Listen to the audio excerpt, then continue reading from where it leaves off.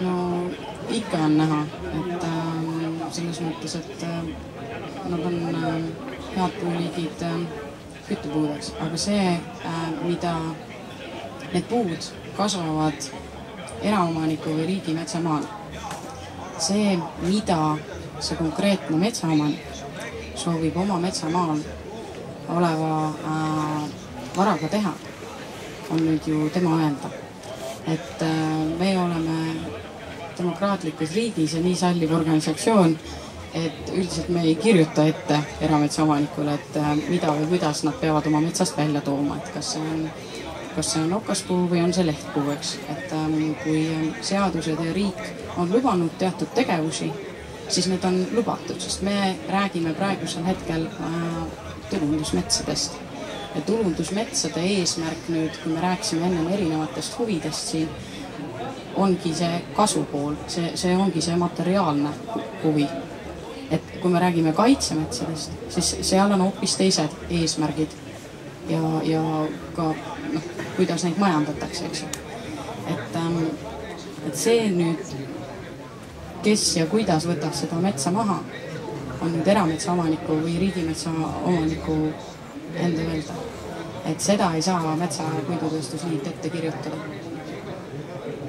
Ette kirjutada ei saa, aga seda nagu võimalusi realiseerimiseks ja ütleme, et kui metsanduse arengukava ütleks mingeid muid numbreid mingite muude liikide kaupa, et milline see nagu turu nagu loogiline käik oleks või kus te näete, et on päriselt nagu võimalik realiseerida ja kus tegelikult sellest ei oleks mingit kasu? No, turumajanduse turuloogiline käik on see, et realiseeritakse seda materjali, kus on võimalik oma kulud plussi saada, eks.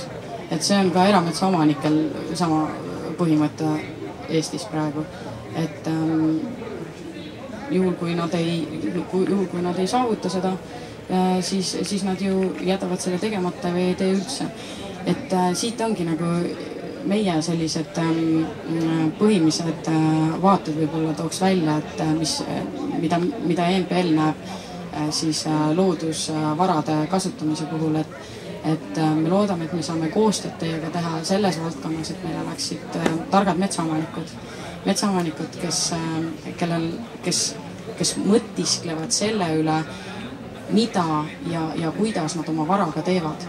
Et kas nad võtavad nad kaitse alla ja teevad raieid, teevad ainult raieid, et selles osas tuleb Eesti metsaomanikke väga harida, sellepärast et lihtsalt me oleme liiga väike riik, et sellist luksust lubada, et me ei hooli oma varast.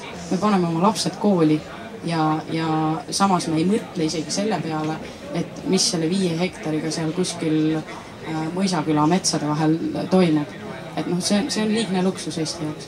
Siis teine asi, mis on meie jaoks väga oluline, on see, et teadvustaks Eesti ühiskond puitu kui keskkonnasõbralikku alternatiivset materjali betoonile. Ma loodan, et te olete näinud seda filmi Liivasõjad, ETV2 näitas seda, et kõik ülejäänud ehitus ja muud sellised materjalid, need tekivad meie hoovile pärast seda, kui nad on kaevandatud kuskilt maapõuest, nad ei taastu.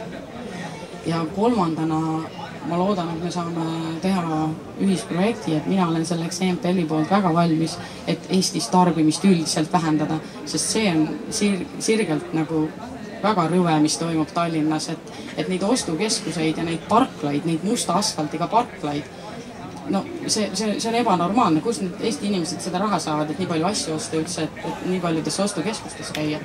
Et need on need 3 asja, mida EMPL näeb oma rollina nagu siis loodusvarade ja looduskeskkonna säilitamise ja kasutamise edendamise.